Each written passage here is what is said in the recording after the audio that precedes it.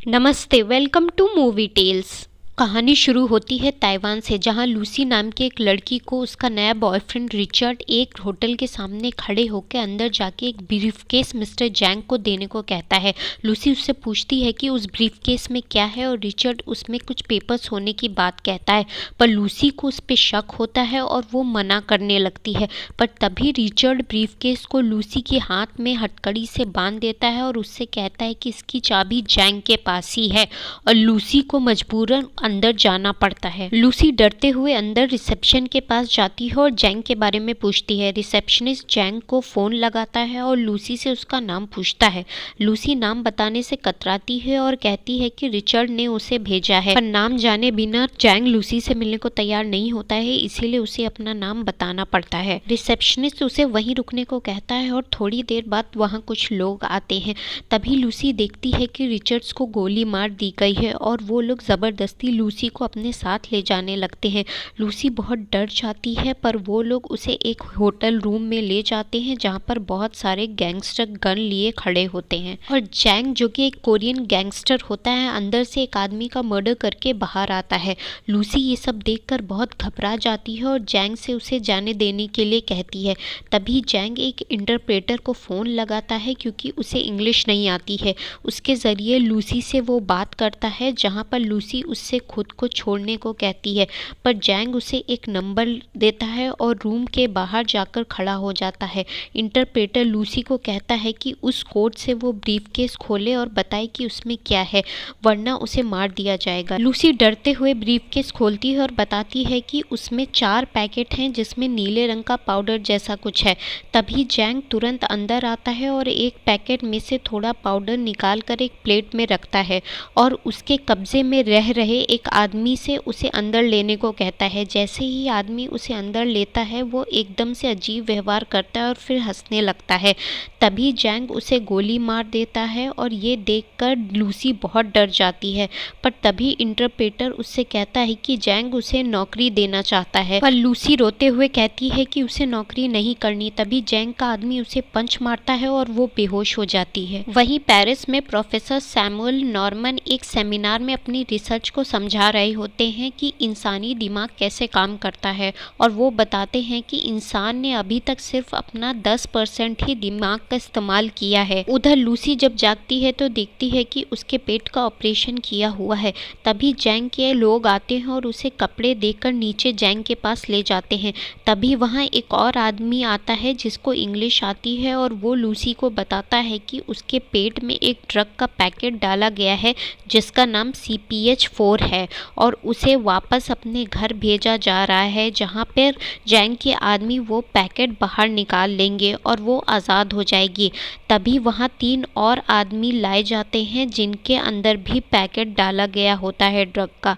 जैंग सबको उनका पासपोर्ट देता है और बताता है कि अगर किसी ने भी चालाकी करने की कोशिश की या पुलिस को खबर करने की कोशिश की तो उनके परिवारों को ख़त्म कर दिया जाएगा। थोड़ी देर बाद हम देखते हैं कि लूसी को कैद में रखा गया होता है और वो अपने डर पे काबू पाने के लिए खुद को समझा रही होती है। तभी उसके चेहरे से कपड़ा हटाया जाता है और एक आदमी उसके पेट पर बार बार वार करता है, जिससे उसका जख्म खुल जाता है और ड्रग का पैकेट फट जाता है और उसके शरीर में जाने लगता है और उससे उसका व्यवहार बिल्कुल ही अलग होने लगता है और उसे वैसा ही महसूस होने लगता है जैसा ड्रग लेने के बाद उस आदमी को हुआ था। ड्रग उसके पूरे शरीर में फैलने लगता है और उसके शरीर में अजीब से बदलाव होने लगते हैं। वो दीवारों से चिपकने लगती है और हवा में भी उड़ने लगती है और हम देखते हैं कि उसका दिमाग 20% अनलॉक हो गया है। सेमिनार में प्रोफेसर बताते हैं कि अगर कोई इंसान अपने दिमाग का 20% हिस्सा अनलॉक कर लेगा तो वो अपने शरीर पर, ख्यालों पर पूरी तरह काबू पा लेगा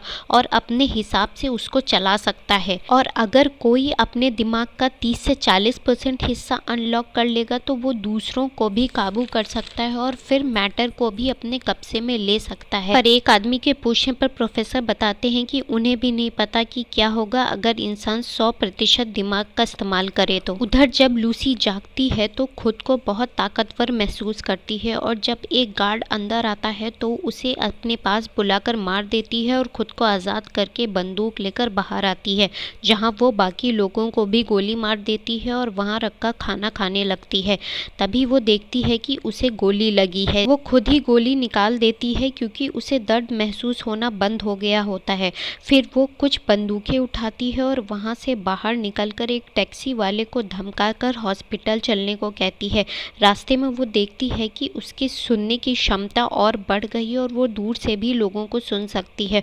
और जब वो हॉस्पिटल पहुंचती है तब उसे महसूस होता है कि वो चाइनीज़ भी पढ़ने लगी है। वो ऑपरेशन थिएटर में जाती है जहां एक ऑपरेशन चल रहा होता है। वो पेशेंट की रिपोर्ट्स की तरफ देखती है और फिर उसके पास आकर उसे गोली मार देती है और डॉक्टर से कहती है कि वो पेशेंट मरने ही वाला था क्योंकि उसका आधा दिमाग बंद हो गया था, और बंदूक दिखा के खुद के अंदर से ड्रग का पैकेट निकालने को कहती है जो कि लीक हो रहा होता है। डॉक्टर एस्थेटिक देने की बात कहता है पर वो मना कर देती है और डॉक्टर उसका ऑपरेशन करने लगता है। लूसी डॉक्टर का फ़ोन लेकर अपनी माँ को फ़ोन लगाती है और उन्हें समझाने की कोशिश करती है कि वो कैसा महसूस कर रही है और फिर बताकर कि वो उनसे बहुत प्यार करती है फ़ोन काट देती है। तभी डॉक्टर ड्रग का पैकेट निकाल लेते हैं जो कि आधा ही बचा हुआ होता है और वो डॉक्टर से ड्रग का नाम CPH-4 बताकर उसके बारे में पूछती है। डॉक्टर बताता है कि CPH-4 गर्भवती औरतों के चौथे हफ्ते में ज़रा सी मात्रा में बनता है जिससे शिशु को एटॉमिक बॉम्ब जैसी ऊर्जा मिलती है जिससे वो अपनी हड्डियां और शरीर बनाता है और शायद ये उसका सिंथेटिक वर्जन है। लूसी हॉस्पिटल से निकलती है और वो देखती है कि उसे पेड़ों के अंदर की प्रक्रिया दिखने लगी है।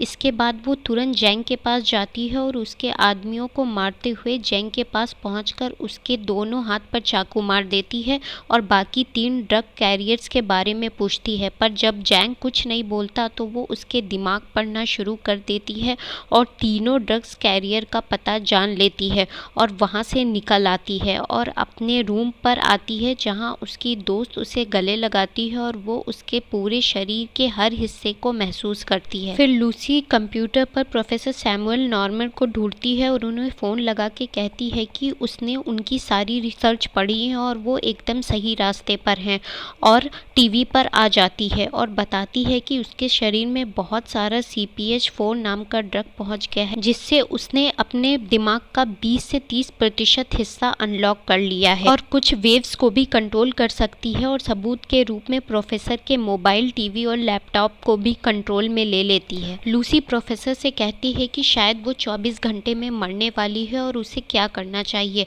ये सुनकर प्रोफेसर उससे कहते हैं कि जैसे हर सेल अपनी एनर्जी दूसरे सेल को आगे पास करता है उसी तरह उसे भी अपनी नॉलेज आगे पास करनी चाहिए।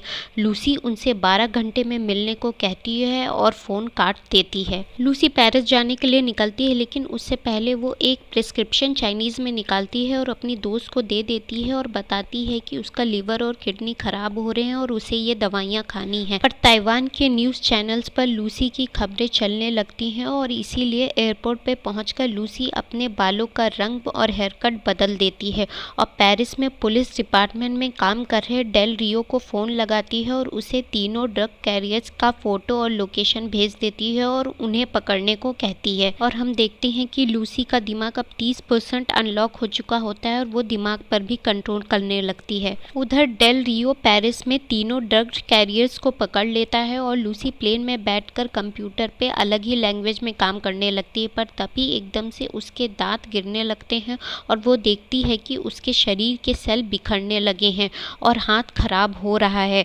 वो तुरंत किसी तरह लोगों से बचते हुए टॉयलेट में जाती है और देखती है कि उसका चेहरा बिगड़ने लगा है।